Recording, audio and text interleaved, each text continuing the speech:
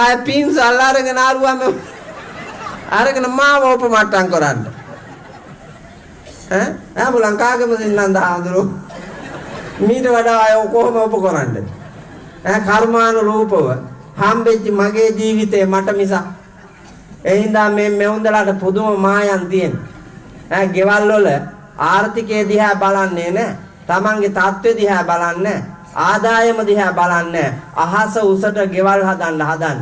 ගේ බඩු මුට්ටු වලින් පුරවන්න හදන්නේ. අල්ලපු ගෙදර එක වාහනයක් ගේනකොට මේකිටත් වාහනයක් ඕන. එහා පැත්තේ ගෙදර එකේ තීන්ත ගා ගන්නකොට මේකිට තීන්ත ගා ගන්න ඕන. Taman දිහා බලන්නේ නැතුව යන වල් ගමන් හින්දා මිනිහා අරක්කු බොනවාට වඩා පුතා උඹ වියදම් කරනවා. ඔව්. උඹට පේන්නේ නැතුවට ගෑණි හැටියට. උඹේ තියෙන විච්චූරන අරකා කඩමල්ලක් ගත්තාම අවුරුද්ද මාඳින්නේ ඒ කඩමල්ල. අර ඩෙනිම් කියලා જાතියක් දෙනවා ගෝණිය වායේ. ගොඩටත් ඒක මඩටත් ඒක. ඒකට එච්චරයි. මේකිට අවුරුද්දට 5ක් ගෙනල්ලා දුන්නත් ඒකිට නෑ රෙදි අන්තිමට. රෙදි නෑ. ඒ තරමට රෙදි. විනාශේ නවත්තන්න. ඒවට වීරිය කරන්න. දරුවන්ට අනවශ්‍ය දේ නොදී ඉන්න.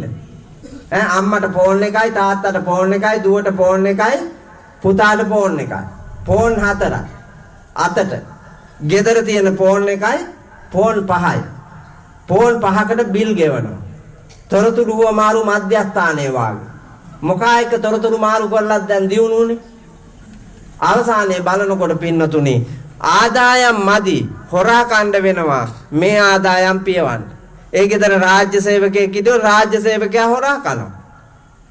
සාමාන්‍ය පුරවැසියෝ නම් සාමාන්‍ය සමාජයෙන් හොරා කනවා. ඇයි අරවා පිරිමහන්න? අවසානයේ දුගතියට යනවා මිසක් සුගතියට යන්නේ. ඒ නිසා බුදුරජාණන් වහන්සේ අනුදැන වදාලා පින්නතුනි මෙච්චර කාලයක් ඔබේ ජීවිත ගමනේදී සිද්ධ වුණු යම් වරදක් තියෙනවා නම් අඩුවක් තියෙනවා නම් ඒ වැරද්ද මකා ගන්න වීරිය කරන්න.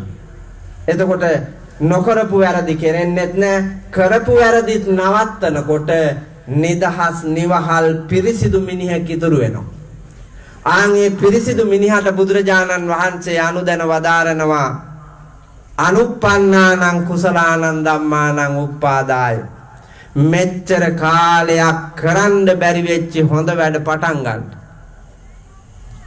පුතේ අපේ රටට ඕන එක මෙච්චර කාලයක් කරන්න බැරි වෙච්චි ප්‍රතිපත්ති ගරුක හොඳ වැඩ පටන් ගන්න ඕන. අපි එක තැන පල් වෙන ලගින જાතියක්. ධම්සප්පවතුන් සූත්‍රයේදීම බුදුරජාණන් වහන්සේ අනුදැන වදාරනවා ද්වේමේ භික්කවේ අන්තා පබ්බජිතේන නසේවිතබ්බා යෝ ඡායං කාමේසු කාම සුකල්ලිකානු යෝගෝ හීනෝ ගම්මෝ පෝතුජ්ජනිකෝ අනරියෝ අනත්ත සංහිතෝ. මේ ලෝකේ අතහරින්න ඕනේ අන්ත දෙකක් තියෙනවා.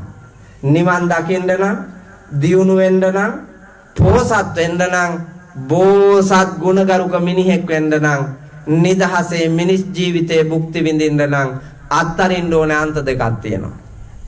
ඒවා ශරීරයට දුක් දීමයි ශරීරයට සැප දීමයි. මේ ඉන්න සියලුම දෙනා ඔය අන්ත දෙකෙන් එකක් අතහැරලා තියෙනවා. නේද මහත්තුරුනි? ඔය මහත්තුරු ඔක්කොම ඔය දෙකෙන් එකක් අතහැරලා ඉන්නේ. කොකද අතහැරියේ? දුක් දෙන එක අතහැරියා. මේ ඔක්කොම එහෙම.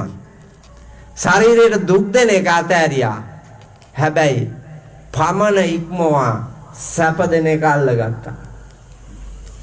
සැපදිදී ඇවිල්ලා ශරීරයට ජීවිතයට දැන් ඔබ අමාරුවේ වැටිලා. එහෙම සැප දෙන්න ගියාම සිද්ධ වෙන විපාක ටික බුදුරජාණන් වහන්සේ අනුදැන වදාරනවා හීනෝ ගම්මෝ පෝතුජ්ජනිකෝ අනරියෝ අනත්ත සංහිතෝ. අනිසි ප්‍රතිඵල 5කට මුණ දෙන්න වෙනවා කිව්වා. සැප දෙන්න ගියාම හීනෝ පහත් මිනිහෙක් වෙනවා.